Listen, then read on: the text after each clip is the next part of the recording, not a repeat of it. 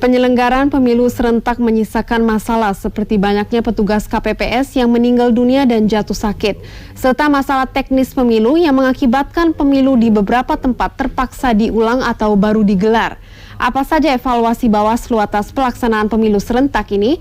Telah ada Priscila Puspa bersama anggota Bawaslu RI Fritz Edward Siregar dari Gedung Bawaslu Jakarta Pusat. Silakan Priscila.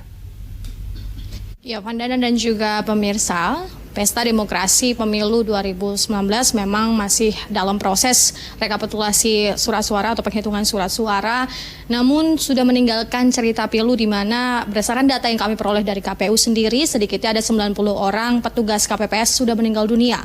Dan selain itu, aparat kepolisian sedikitnya ada 15 orang dan juga anggota pengawas pemilu sedikitnya ada 33 orang meninggal dunia.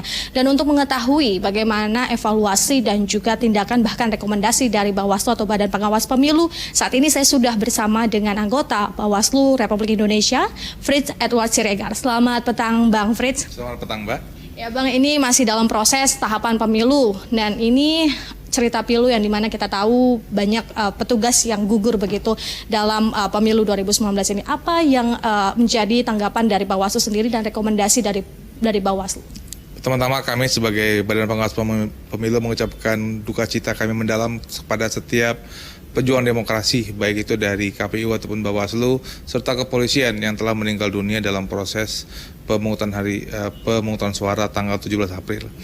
Kalau kita melihat bahwa dengan menambah satu kertas suara dari yang selama ini mungkin 4 kertas suara dan 1 kertas suara, itu tidak saja membawa implikasi terhadap bertambahnya TPS, meskipun jumlah DPT per TPS itu semakin berkurang, tetapi prosesnya semakin panjang, sehingga usaha untuk melakukan pemungutan dan rekapitulasi itu juga bisa menjadi bertambah. Kami berharap ini menjadi evaluasi bagi KPU dan Bawaslu serta seluruh kita semua untuk melihat bagaimana proses yang terbaik agar hal yang ke depan itu bisa dapat kita perbaiki. Bisa saja terkait dengan DPT-nya, bisa saja terkait dengan logistiknya, bisa juga dari peran daripada KPU Bawaslu-nya, juga termasuk mengenai bagaimana pendataan data pemilih, sehingga hal yang seperti ini tidak terjadi kembali. Bang, berarti artinya memang keadaan atau kondisi di mana juga menggugurkan ratusan orang begitu, ini tidak ada antisipasi sebelumnya begitu Bang ya? Kalau kita mulai dari Bawaslu kan ada 33 yang meninggal, ada 106 yang rawat menginap, kemudian ada 227 yang rawat jalan misalnya. Itu kan kita bisa melihat bahwa baik KPU maupun Bawaslu kita sudah berusaha untuk melihat bagaimana cara yang terbaik, pemungutan yang terbaik. Baik dari sistem pemilihannya, bagaimana DPT-nya, bagaimana cara masuknya, bagaimana cara untuk mencoblosnya, dan semua hal tersebut sudah kita pikirkan. Tetapi memang mungkin di dalam pelaksanaannya, mungkin karena faktor cuaca, karena kelelahan, sehingga akhirnya banyak pejuang demokrasi yang harus pergi mendahului kita karenanya. Dan ini Bang, evaluasi yang sudah Bawaslu lakukan, tindakan ataupun untuk langkah sementara yang diambil Bawaslu untuk bagaimana mengawal surat suara yang sudah rakyat hak pilihnya sudah digunakan, ini apa untuk sementara ini? Kalau kita bisa melihatkan misalnya contoh yang dalam yang kesehatan, misalnya kita minta agar ada ambulans ataupun dalam dokter untuk standby, sehingga juga prosesnya bisa untuk diberlakukan. Dan kemudian juga agar bisa dalam proses rekapitulasi mungkin untuk percepatan, sebenarnya PKPU itu dan PKPU sudah membuat di sistem paralel 4 gitu loh, sehingga bisa dilakukan lebihnya cepat. Kemudian di dalam proses menjaga suara misalnya, Bawaslu kan juga telah memerintahkan ada 592 pemungutan suara dan juga ada 2019 pemilu lanjutan dan pemilu susulan. Itu sebenarnya adalah bagian agar tidak ada hak orang yang hilang, agar hak suara yang sudah ada itu tetap dapat dijaga. Dalam hal itu kita juga misalnya Bawaslu juga melakukan pengawasan terhadap money politik misalnya. Pada hari pemungutan suara saja kami itu ada mendapatkan 105 untuk politik uang pada masa tenang dan ada 35 pada hari pemungutan suara. Itu adalah proses di mana sehingga proses pemungutan suara tersebut dapat dilakukan tanpa ada politik uang. Dan tadi Abang juga menyebutkan ada 2.611 baik itu pemilu ulang lanjutan maupun susulan ini. Nah, ini wilayah yang paling banyak itu di wilayah apa, Bang?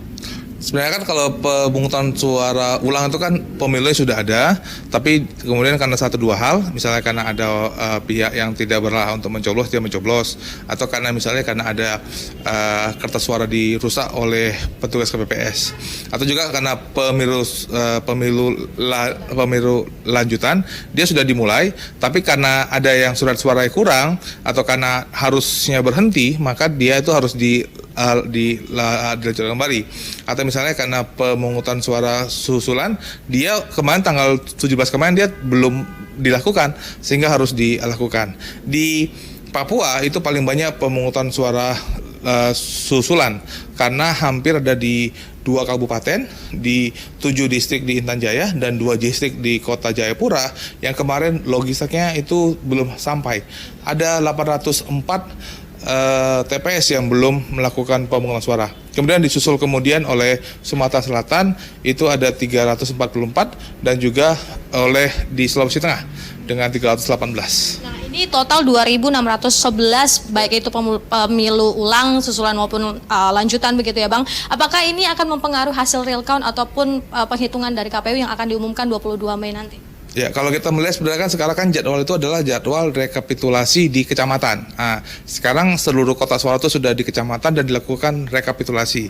Sebenarnya apakah itu akan tertunda? Sebenarnya juga tidak, karena panitia pemilihan kecamatan dapat melakukan proses kecamatan dengan daerah yang tidak ada masalah kira-kira, yang kotak suara lengkap, yang dimana semuanya itu ada, itu bisa dilakukan rekap. Baru nanti kemudian daerah yang melakukan PSU atau PSL dan PSS itu akan diikutkan untuk rekap pada waktu yang terakhir. Jadi saya rasa tidak ada penundaan terhadap tanggal 22. Berarti tidak mempengaruhi hasil begitu. Bang, boleh sedikit himbauannya karena di media sosial ini ramai pemilu curang dan sebagainya, ini dari Bawaslu himbauannya seperti apa?